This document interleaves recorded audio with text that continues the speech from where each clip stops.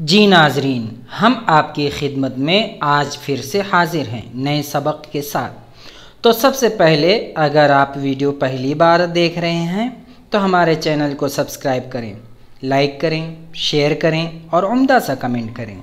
Video पूरी देखें ताकि सबक अच्छी तरह समझ में आ जाए। आज हम पढ़ेंगे object pronoun. Object pronoun are used as the object of a verb or a preposition।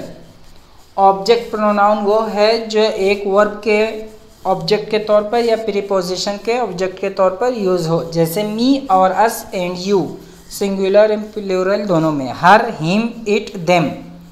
Object pronoun की मिसाल क्या है?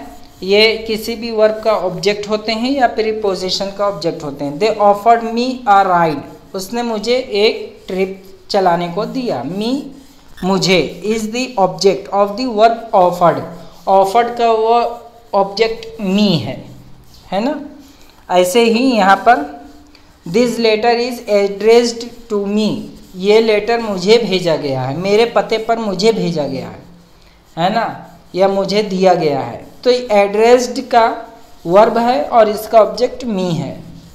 They gave us free tickets to the show, उन लोगों ने हमें फ्री टिकट दिया शो का। तो गेव का ऑब्जेक्ट, गेव वर्ब है, इसका ऑब्जेक्ट अस है।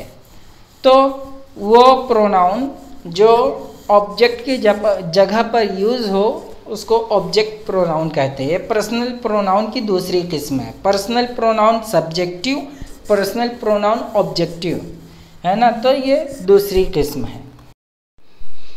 अल्हम्दुलिल्लाह, ये सबक मुकम्मल हुआ। आप इस वीडियो को बार बार लूप करके सुनें ताकि सबक अच्छी तरह से समझ जाएं।